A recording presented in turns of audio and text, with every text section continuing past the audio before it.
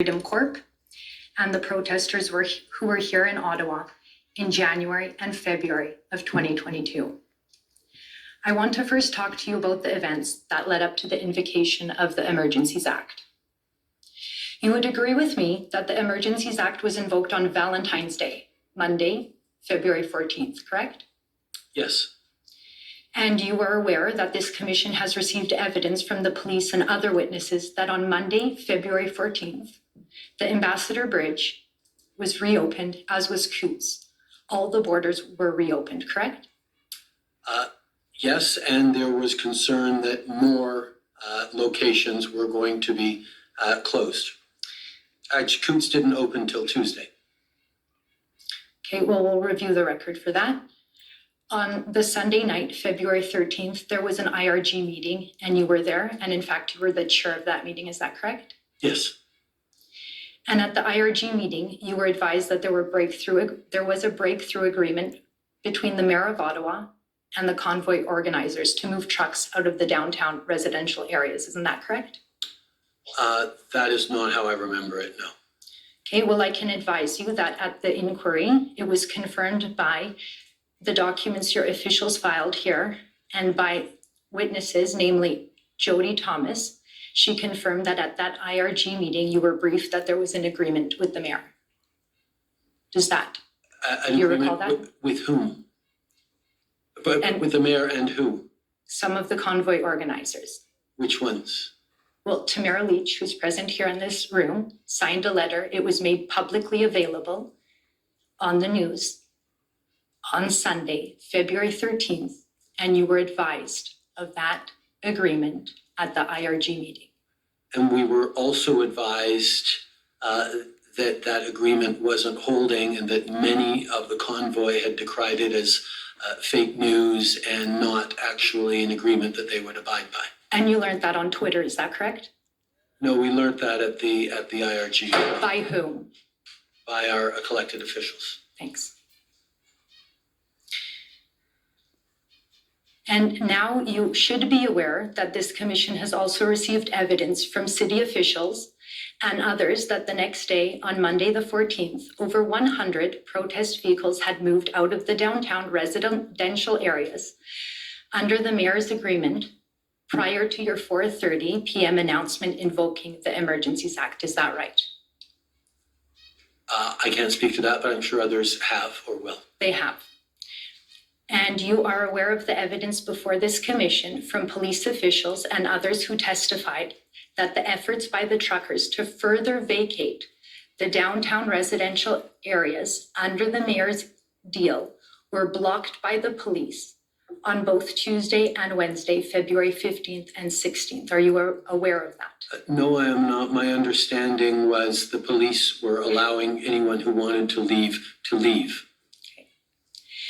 Would you agree with me that it would have been a far better outcome if you and your colleagues would have allowed the de-escalation agreement with the mayor to be completed, and there would have been no need to invoke the extraordinary powers of the Emergencies Act, including the significant and violent police actions and freezing Canadians' bank accounts?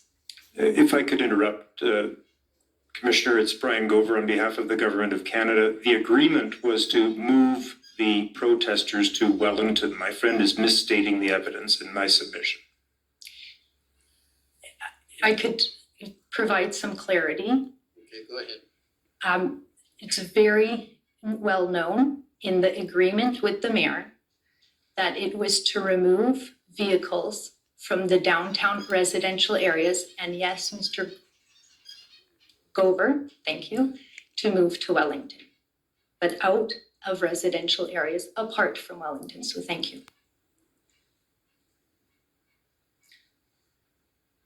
Can you now, are you able to answer the question? I believe the answer was no, but you can repeat the question if you like. Sure. If you had allowed the de-escalation agreement, in other words, moving trucks outside and other protest vehicles outside of the downtown area, there would be no need to invoke the Emergency Act. Mr. Commissioner, I object again because characterizing this as a de-escalation agreement in my submission is a misnomer. This was an agreement that didn't hold, but it was to move vehicles from residential areas to Wellington Street. Well, I'll let the question stand. I think it's a question of interpretation. Go ahead. So, no, I don't agree. Thank you.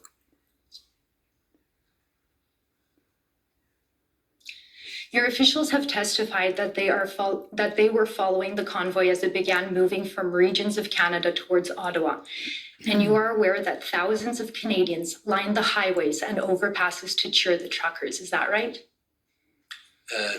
I can't speak to the number, but yes, Thank you.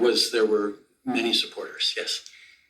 Mr. Prime Minister, I would like to read to you an excerpt from 3 of the many statements that Canadians prepared for this commission.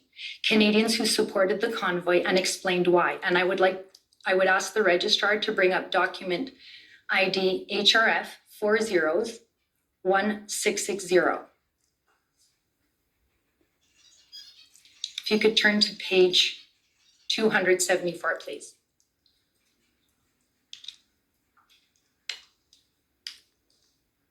And while that comes up, I'll just start reading the statement.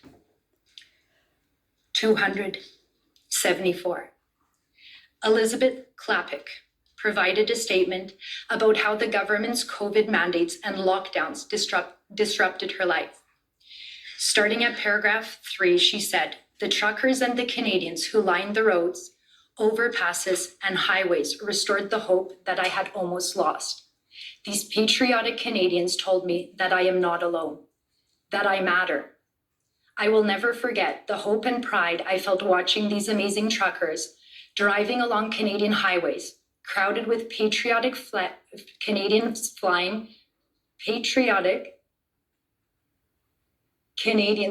their flags and holding their signs of support.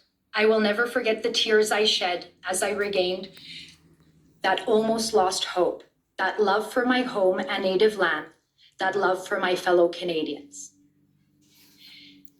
At page 235, Ottawa resident Karen Hanna, who obtained a sociology degree from Ottawa University, starting at paragraph 5, stated, "For months, the leader of our country publicly shamed people like me and my husband. Our own family members turned on us, blamed us, and some even told us we don't deserve health care." Paragraph 17. "One of my most emotional moments was dancing on Rideau Street beside a local man. He had tears streaming down his face. All he wanted was a hug. It was very overpowering for him. I met a girl, 22 years old, who just hopped in her car from Winnipeg and just kept driving. She stayed the entire time. I met people who were like family to me. People who gave up everything to come to Ottawa for justice and an explanation." At page 116, here's one of many concerned parents and spouses. Sam Crozier at paragraph 8 says, "I am not asking for help. I am begging you to please listen, hear my heart, feel my pain, and help work towards the true North strong and free that we were promised. My husband, an Army veteran who now has PTSD, and not from anything he has seen or done in the forces, but from what our own government has done. Our government has destroyed my life. I, a once optimistic, full of life person, find myself struggling to stay above water now. I struggle to find joy in anything and daily fear a new announcement being made that will further punish us. I have written the same email to every member of Parliament daily and been ignored by a large collection of the people meant to be our leaders, meant to be listening to us. Mr. Prime Minister, you have now heard the statements from some of the many concerned Canadians who felt compelled to support the protesters. Do you now understand the reason so many Canadians came to Ottawa with such resolve in the midst of a harsh, cold Canadian winter? because of the harms caused by your government COVID mandates, and they wanted to be heard. I am moved, and I was moved as I heard these testimonies, as I saw the depth of hurt and anxiety about the present and the future expressed by so many people. The COVID pandemic was unbelievably difficult on all Canadians. And my job throughout this pandemic was to keep Canadians safe. And the way that I chose to do that was to lean on public health officials, lean on experts and science on the best way to keep Canadians safe.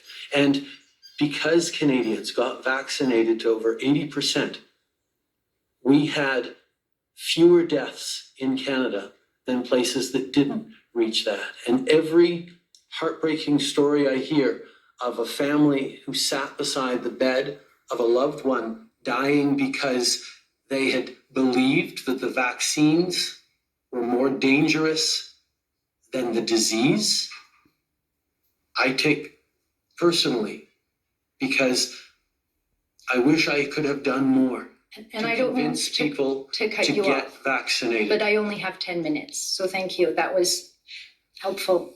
Mr. Prime. Just to interrupt you, you're gonna have to shorten it because you're already over your time. Okay, thank you. A number of people have testified in this inquiry referencing your widely published comments and calling the unvaccinated racists and misogynists. And we have heard testimony in this inquiry about how some of your officials wanted to label protesters as terrorists. Would you agree with me that one of the most important roles of a prime minister is to unite Canadians and not divide them by engaging in name calling? I did not call people who were unvaccinated names. I highlighted there is a difference between people who are hesitant to get vaccinated for any range of reasons and people who deliberately spread misinformation that puts at risk the life and health of their fellow Canadians. And my focus every step of the way, and the primary responsibility of a prime minister, is to keep Canadians safe and alive. Right.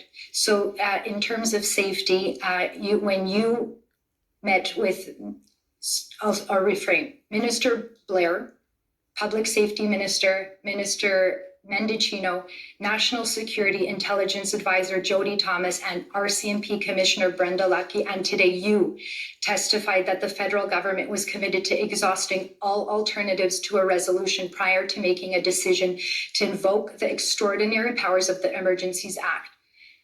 Do you agree that that accurately describes your government's position?